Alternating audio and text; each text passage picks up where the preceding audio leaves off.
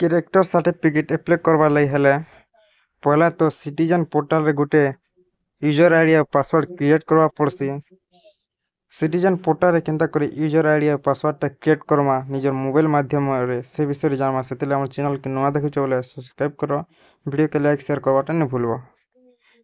जिते भी government state government रो जॉब टा पकावाले चाहू छ गुटे कैरेक्टर सर्टिफिकेट जेंटा क्वेश्चन पुलिस वेरिफिकेशन सर्टिफिकेट लागसी से सर्टिफिकेट टा अप्लाई करवा लई हेले सिटीजन पोर्टल रे पहला रजिस्ट्रेशन करवा पड़सी।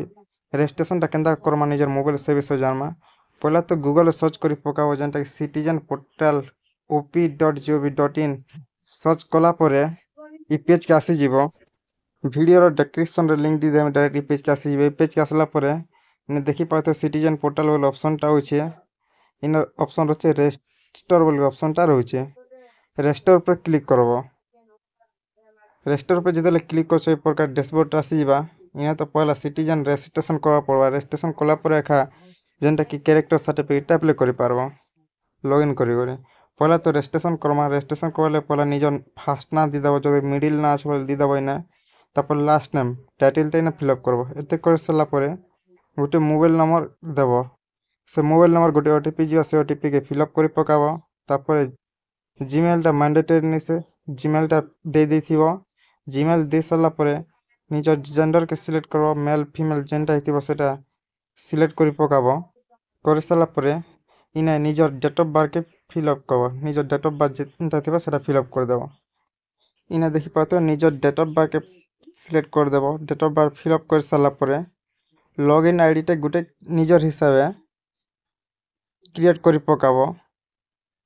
लॉगिन आईडी जेंटा रहउतिबा ई प्रकार अल्फाबेट रहउतिबा गुटे सिंबल रहबा आ नंबर रहबा ई प्रकार क्रिएट करी पकाबो जेंटा कि यूजर आईडी गुटे निजर हिसाबे जेंटा भल लागबा। तापर पासवर्ड भी सेम प्रोसेस कैपिटल लेटर रहबा। तापर गुटे नंबर रहबा गुटे कैरेक्टर रहबा निजर हिसाबे पासवर्ड टी दे देबो। दे साला परे ने रहउचे सबमिट ऑप्शन। सबमिट ऊपर क्लिक करबो। जेते बेले सबमिट ऊपर क्लिक करछो जेन लॉगिन आईडी आ पासवर्ड टा देथिबो सेटा एखा सेने लॉगिन रहबा। सबमिट कर साला परे यूजर आईडी आ पासवर्ड टा क्रिएट हो जेबो जेंटा बने थिबो। जेन यूजर आईडी टा देथिबो से यूजर नेम की ना फिलअप कर देबो। रजिस्ट्रेशन मोबाइल नंबर के सेना के पले जीवा। यूजर नेम के इना दे देबो। यूजर नेम दे साला पर पासवर्ड जेन पासवर्ड टा देथिलो से पासवर्ड के फिलअप करबो। एते करे साला पर जेन कैप्चा कोड रहउचे कैप्चा कोड के इना फिलअप करके लॉगिन करी पकाबो।